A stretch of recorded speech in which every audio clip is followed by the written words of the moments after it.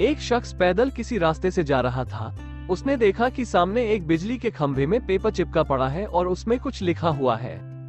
उसमें लिखा था कि कल इस रास्ते से गुजरते वक्त मेरे 50 रुपए कहीं गिर गए। मुझे ठीक से दिखाई नहीं देता है, कृपया इस रास्ते पर कहीं भी किसी को भी मेरे 50 रुपए मिले तो इस पते पर पहुंचा दें।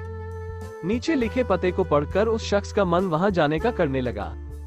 उस शख्स ने पते को याद किया और उसकी तरफ बढ़ने लगा। वहां जाने के बाद जब उसने आवाज लगाई तो देखा कि गली के आखिरी में एक झोपड़ी है और वहां से एक बूढ़ी औरत लाठी के सहारे बाहर निकल कर आ रही है।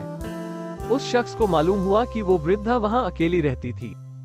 बूढ़ी औरत के सामने आने पर उस शख्स ने उससे कहा कि माँ जी, आपके 50 रुपए जो गिरे थे वो मुझे मिले हैं। ये रहे आपके 50 रुपए। उस शख्स की बात सुनकर बूढ़ी औरत रोने लगी और कहा, बेटा, कल से अब तक करीब 20-25 लोग मुझे 50 रुपए देकर जा चुके हैं। बेटा, मुझे ठीक से दिखाई नहीं देता, मुझे पढ़ना लिखना भी नहीं आता है। ना जाने किसने मेरी हालत देखकर मेरी मदद के लिए ऐसा किया है। उस शख्स के बहुत कहने पर उस बूढ़ी औरत ने उससे 50 रुपए तो ले लिए, लेकिन उस शख्स से विनती करते हुए कहा कि बेटा, जाते वक्त वो संदेश जरूर फाड़ कर फेंक देना। ना जाने किसने मुझ पर तरस खाकर ऐसा किया है।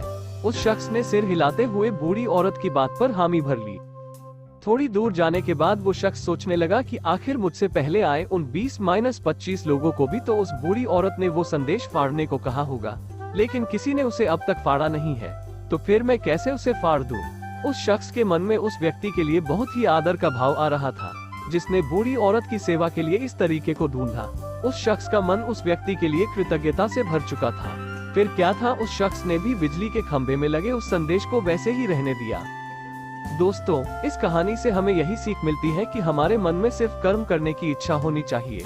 मदद के तो अनेकों तरीके हैं। अगर हमारे अंदर किसी की मदद करने की इच्छा हो तो हम किसी न किसी रूप में भी जरूरतमंद की सेवा कर सकते हैं। कर्म तेरे अच्छे हैं तो किस्मत तेरी दासी है, नियत तेरी अच्छी है तो घर में मथुरा काशी है।